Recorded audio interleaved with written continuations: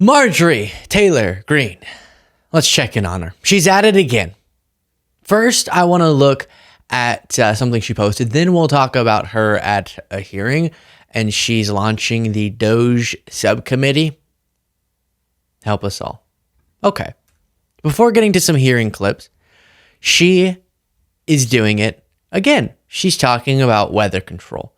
And she's been on this thing about how maybe another reason that Democrats are mismanaging the wildfires in California is because they're not making it rain.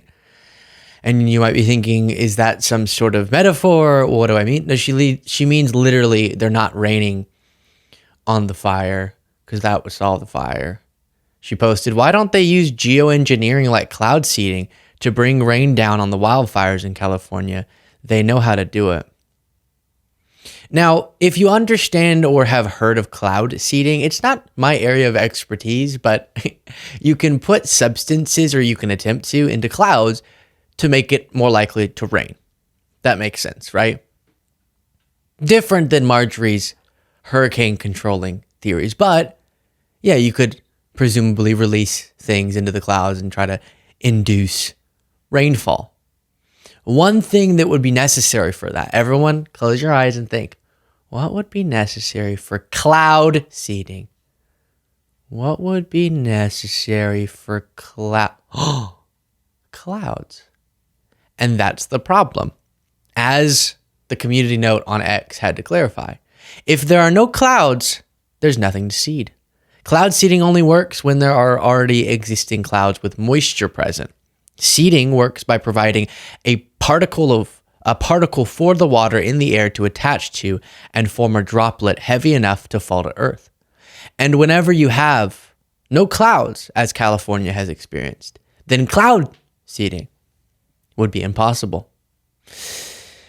So once again, she has wildly decided to humiliate herself by misunderstanding stuff. But she's not the only one humiliating her. Other people are doing it too. Democratic Congressman Robert Garcia reminds people, hey, maybe Marjorie's not the one that we should listen to on wildfire management advice when, well, you remember. While you watch, please do click the subscribe button.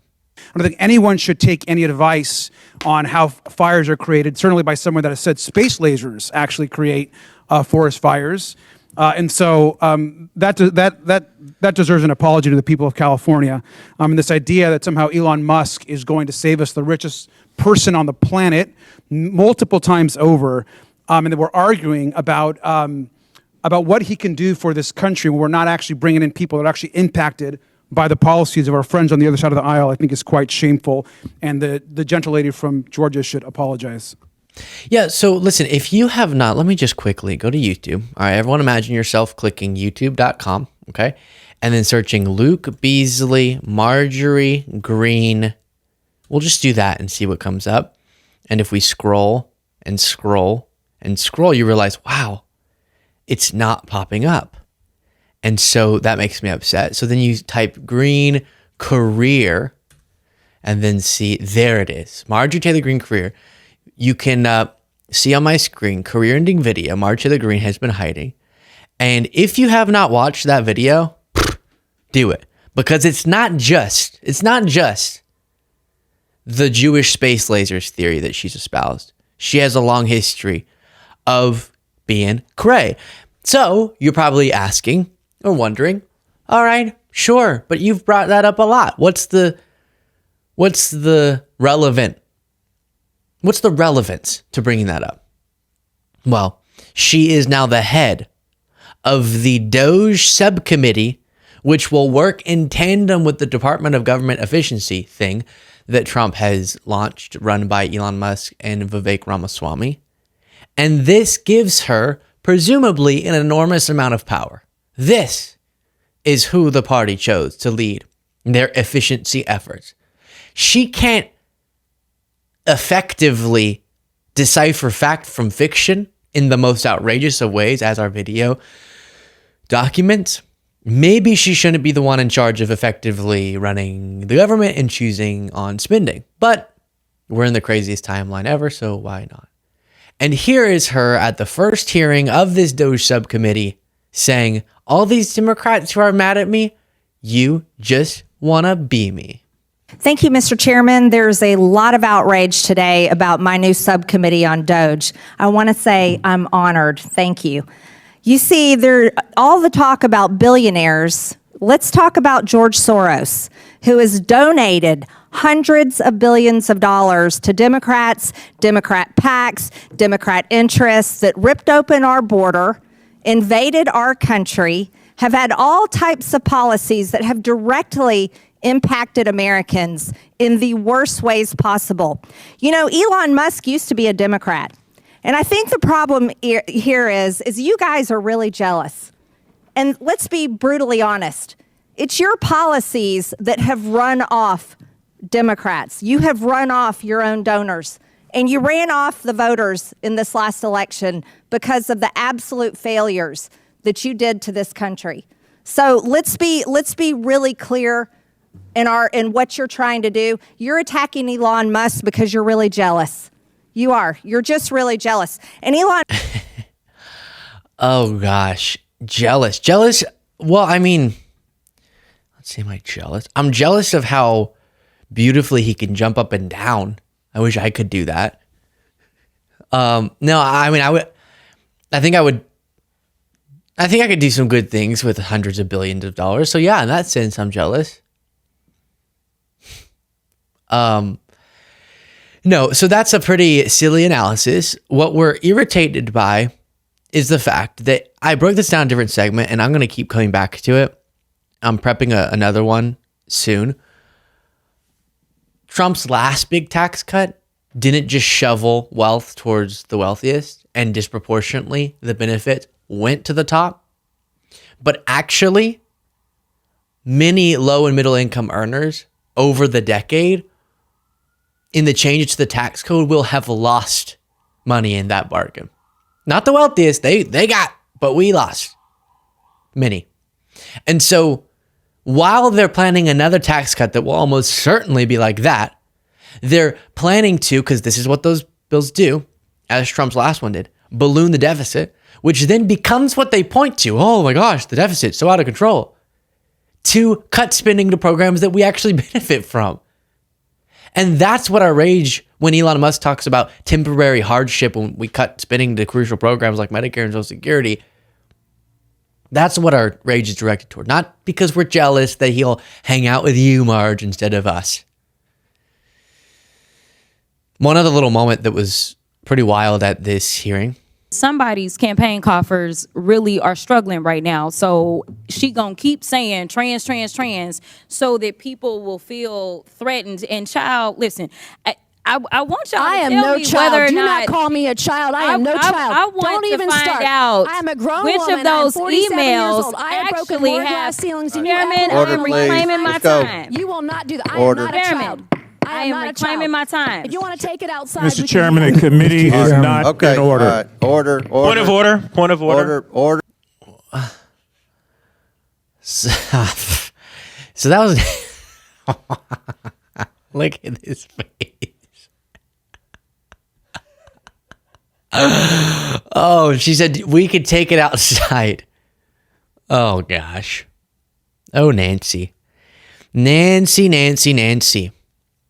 So yeah, she's something correctly identified by Democratic Congresswoman Jasmine Crockett as someone who is so obsessed with the trans issue because it fundraises for her. But going back to Marjorie, here was her questioning the faith of somebody. I'd like to ask you another question. Since you're very interested in being DNC chair, you are, after all, a lifelong Democrat politician. I don't even know if you had a job in the real world, but you have been an elected Yep, I've had politician a for few of years. them. Mr. O'Malley, you're also a Catholic, are you not? You're also a Catholic, are you not? I am. Do you serve God or do you serve the Democrat Party? I serve God. And Okay, country then Mr. and- O'Malley. Mr. Chairman, as a Mr. Roman O'Malley. Catholic, I take offense I at the reclaim suggestion my that time. somebody has Mr. to choose O'Malley, between God I reclaim my and time. their service to I country reclaim as a my time. Catholic. Mr. O'Malley, will you be supporting the murder of the unborn up until the day of birth like your party does? As DNC chair, will you be supporting the murder of innocent unborn people?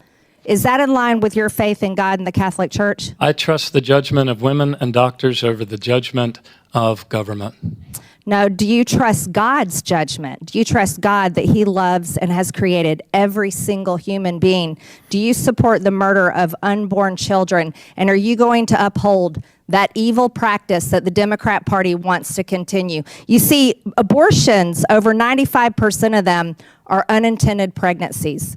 They use abortions as birth control. So are you going to continue the birth control practice of murdering the unborn children as chair of the DNC? Will that be a policy you'll be I supporting? am pro-choice, and I trust the judgment of women and their doctors over the judgments. All right, so that goes on for a while. And to respond to Marjorie, let's see. 95% of Republicans' focus is on their non-existent fabrication regarding late-term abortions and the causes, reasons, and situations that those relate to. So when she talks about the moment of, up until the moment of birth, we've addressed that lie thousands of times now. But I will say I play that for you because I saw someone mention that, Marjorie is the same person who talked about a bullet, liked to comment about a bullet to Nancy Pelosi's head being justified. And again, that's documented in the video we did about her some time ago. But that and so many other things. Often I see folks on our side unwilling to question the not legitimacy, but authenticity of the other side or some of the members of that side. Religious justification for their stances. Because it feels like, I don't want to question someone's faith or pretend like they're just using a religious label to justify a stance that they couldn't otherwise. And I think we need to be more willing to do that. We've recently done segments on Trump and how it's wild that the sort of Christian nationalism brand of republicanism has become so popular when so many of the key tenets of it stand against what you'd think Jesus would stand for. And I think it's fine to bring that up. It's not disrespectful inherently to someone's religion to say, hey, because you just saw Marjorie do it there and we see them do it to us a lot. I think it's fine to point to the inconsistencies and dishonesty that gets wrapped up in certain people's justification of their political stances with a label that I don't even think they abide by. So that's the Marjorie Taylor Greene update. You didn't want it, but you got it. If you want to support the show, please do click the join button below.